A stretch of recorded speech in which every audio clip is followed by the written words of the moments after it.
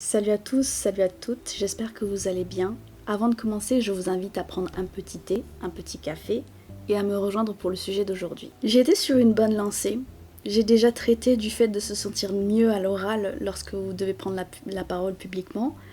J'ai traité aussi du fait de se sentir bien dans ses pompes, dans ses fringues, dans une situation publique. Et aujourd'hui, ça va être un petit peu différent puisque je vais parler du fait de se sentir bien chez soi. Kisako, qu'est-ce que tu nous parles? Quoi? Ben, tout simplement, se sentir bien chez soi, c'est-à-dire se sentir en sécurité, se sentir paisible, si je peux dire ça comme ça. Je vais catégoriser ça en deux parties. Une partie où tu vis en famille, donc vous êtes plus de trois, genre tu vis avec tes parents, tu vis avec tes frères et sœurs et tes parents, ou avec une plus grande partie de ta famille. Ça c'est ce que j'appelle vivre en groupe. C'est-à-dire que tu n'as pas tout l'espace de ta maison pour vivre pour toi tout seul. Tu n'as pas le contrôle sur tout, voilà. Et la deuxième catégorie, c'est seul ou en couple. Pourquoi je décide de mettre en couple avec seul ? Parce que quand tu es en couple, quand tu vis en couple, c'est beaucoup plus facile en fait de décider de comment tu vas utiliser l'espace, chacun sa chambre ou alors chacun son petit espace de travail, etc., etc. Je pense que beaucoup de gens savent déjà de quoi je vais parler. Cette vidéo, je pense que ça va faire écho un petit peu avec celle que j'avais fait sur le romantisme est-il mort, que j'avais fait au mois de décembre dernier, sur le fait que les gens n'aimaient plus trop se mettre en couple, c'était plus une de leurs priorités, et que à cause des confinements qu'on a eu en 2020, on s'était rendu compte que les gens se mettaient très très vite ensemble et qui se supportaient plus très très vite à partir du moment où ils sont coincés ensemble pour quelques jours ou une semaine. Je mets le couple avec ça parce que tu as beaucoup plus le contrôle sur ce qui se passe. Bien souvent, vous vivez dans un lieu commun, ou alors c'est chez toi et tu as ton copain ou ta copine ou voilà qui vient te visiter souvent. Ça dépend de votre situation. Je sais pas comment ça se passe pour vous. Mais voilà, ce sont deux choses bien distinctes. Quand vous vivez avec votre famille et tout ça, c'est plus compliqué puisque bien souvent, les espaces qui seront à vous, 100% à vous, ce sera peut-être une salle de bain, si vous avez les moyens, enfin si votre famille est aisée, tout ça, vous avez peut-être une salle de bain qui est à vous, je sais pas, j'en sais rien. Probablement votre chambre si vous n'avez pas à la partager avec vos frères et sœurs ou des trucs comme ça. Et c'est tout. C'est-à-dire qu'après, tout le reste, c'est les lieux communs. C'est comme si vous viviez dans une espèce de colocation, mais avec votre famille, tu vois. Et vous ne payez pas le loyer, la plupart du temps, je crois. Encore une fois, c'est au cas par cas. Je ne sais pas comment ça se passe pour vous, mais voilà, j'ai pris un exemple où c'est comme ça. Et dans ce cas-là, se sentir bien dans cette situation-là, ça va dépendre vraiment d'une famille à l'autre. Mais il est toujours possible, si y a beaucoup de bruit, que c'est une famille vachement soudée, ou au contraire assez dysfonctionnelle, c'est plutôt facile, entre guillemets, de garder un espace pour soi, dans un espace où tu te sens vraiment bien, un espace vraiment à toi. Puisque dans ta chambre, tu as la possibilité de fermer, à clé ou pas, ou avec un petit verrou, tout ça, parce que dans certaines maisons, tu as ça. Et puis aussi de te dire que tu vas dans ta chambre, ou ta chambre, tu vas l'utiliser pour un but précis. Te relaxer, dormir, faire tes devoirs et tout ça. Et rien d'autre, c'est-à-dire que tu peux demander à ta famille de ne pas rentrer dans ta chambre quand tu n'y es pas, parce que propriété privée, parce que tu n'aimes pas qu'on touche à tes affaires ou quoi que ce soit, ou alors t'arranger avec eux pour vous dire si tu as quelque chose à faire dans ma chambre ou si tu as quelque chose à me donner quoi que ce soit, appelle-moi ou bien frappe à la porte et donne-le-moi et puis ça va. Surtout si c'est quelqu'un que c'est pas que vous l'aimez pas trop, mais votre relation est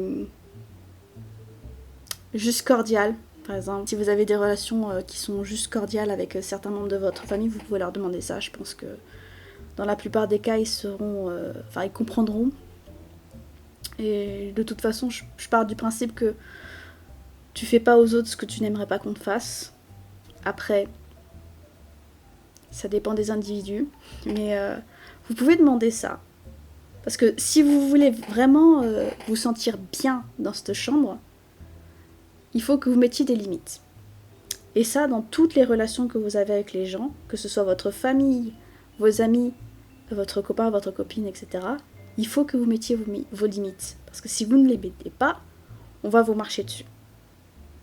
Et franchement, c'est une parenthèse comme ça, mais vous sentir mal dans un lieu où vous habitez, dans un lieu qui est censé être sécurisant pour vous, ne pas vous sentir bien, vous sentir en danger, vous sentir extrêmement mal quelque part, je le souhaite à personne, franchement. Parce que il y a quelques années, j'ai été agressée chez moi par quelqu'un qui était de confiance. Se dire que ça a été, c'était dans un lieu qui était pour moi inviolable en fait, ben je pouvais plus y mettre les pieds.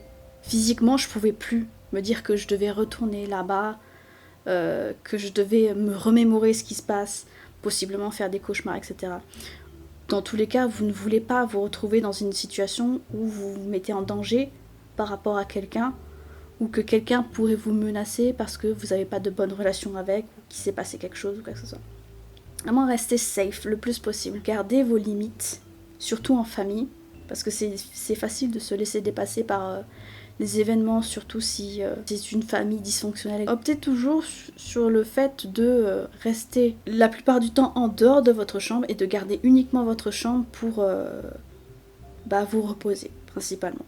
Et de demander aux gens de respecter ça, si vous pouvez. Après, si vous êtes vraiment trop jeune, le mieux ce serait de sortir le plus possible, de rester le moins de temps chez vous.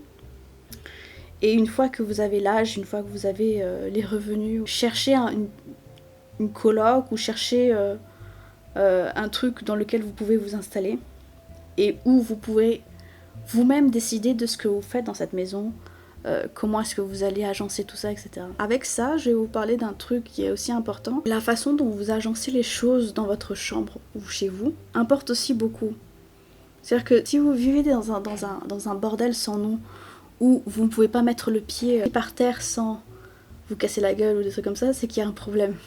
Vous n'allez pas pouvoir vous organiser ou être tranquille si c'est trop le bazar. Après, je ne suis pas non plus dans l'optique il faut que tout soit carré, tout soit propre comme un sous-neuf tous les jours, tout le temps. Je sais qu'il y a des personnes qui sont très organisées ou alors qui tiennent à leur bordel, mais il faut que vous puissiez garder à l'œil tout ce qui est important, tout ce qui est utile, comme les papiers d'administration, les trucs de santé, tout ce dont vous avez besoin pour avoir une activité quotidienne. Surtout là, je pense aux personnes qui sont en télétravail et tout ça. Donc, même si vous êtes bordélique, essayez de ranger un petit peu, de sorte à ce que vous puissiez avoir une idée de où est-ce que vous avez rangé tel ou tel truc important, etc. Je pense que vous vous sentirez beaucoup mieux psychologiquement parlant, beaucoup plus calme, beaucoup plus serein, puisque au moins, même si c'est un petit peu le bazar,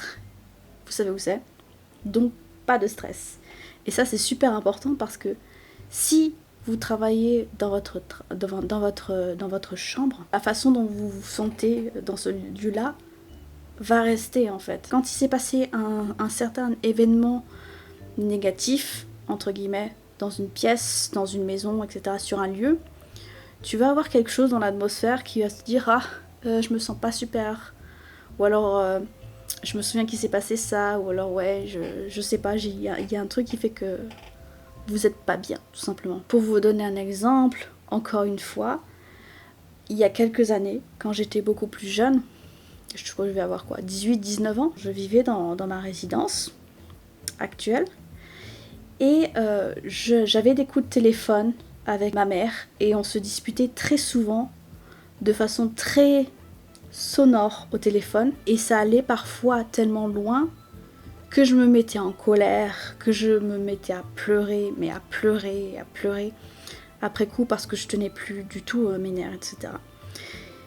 Et à force d'avoir ce genre de coup de fil, de laisser ce genre de coup de fil arriver, cette pièce, cette partie-là de mon chez-moi était imbibée de tristesse, de ressentiment, etc. Alors que c'est une pièce où je travaillais, je jouais, je dormais, je mangeais. C'est la pièce où je faisais tout en fait.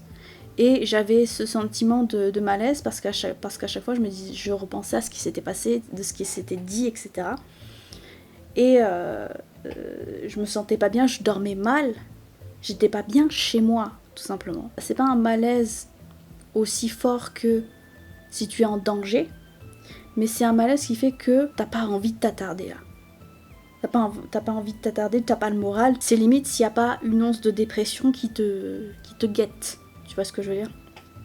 Et à partir du moment où j'ai arrêté de prendre ces appels-là et que je me suis dit que chez moi, il n'y aurait plus rien de négatif qui rentrerait, genre ne plus prendre d'appels qui risquent de mal tourner, de ne pas accepter les visites surprises, eh bien j'ai gagné un espèce de calme chez moi qui fait que ces règles-là sont respectées, je me sens à l'aise de faire ce que je veux, peu importe ce que je déciderai de faire dans la journée, si j'ai envie de dormir, si j'ai envie de faire n'importe quoi, il n'y a rien qui pourra vraiment troubler ça, à part des événements extérieurs qui seront hors de mon contrôle. Exemple des voisins bruyants, etc., etc. En termes de l'agencement des meubles et tout ça, si vous gardez des coins de chez vous qui sont uniquement réservés, par exemple au travail, au repos, ou etc., vous vous sentirez davantage serein. On n'a pas encore déménagé dans un endroit où c'est beaucoup plus spacieux. À ce moment, ça pose pas de soucis, puisqu'on n'est que 2. D'ici quelques semaines, on sera 3, pour ceux qui savent déjà. On a agencé les choses comme elles doivent être. Mais je sais que ça va demander beaucoup d'organisation, puisque c'est très petit. C'est très petit ici. Donc je fais en sorte de garder tout ce dont j'ai besoin dans l'immédiat à vue de nez, ou de me rappeler de poser les choses à un endroit précis pour que ce soit plus facile pour moi, pour que j'ai moins à stresser. Et du coup, quotidiennement, ça va. La seule raison qui ferait que je pourrais stresser ici, ce serait que maintenant, au moment où je vous parle, je perds les os. Vous voyez ce que je veux dire? Mais ça, c'est pas moi qui décide. Donc à partir de là, je n'ai pas de contrôle. Donc sur les choses sur lesquelles vous n'avez pas de contrôle, il n'y a rien à faire, quoi.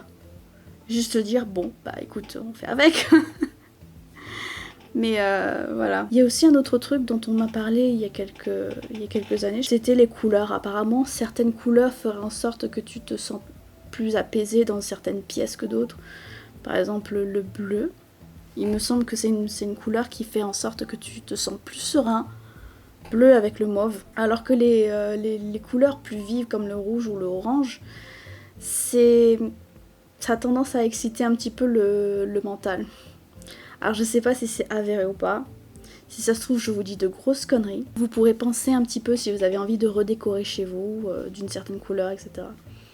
L'importance des couleurs, ce qu'elles vous évoquent, ce que une chambre jaune ou rose peut vous faire. Ça peut être des pistes de réflexion. Et à part ça, essayez de maintenir un mode de vie qui vous convient, qui soit pas trop contraignant, mais qui vous permette quand même de respirer le maximum.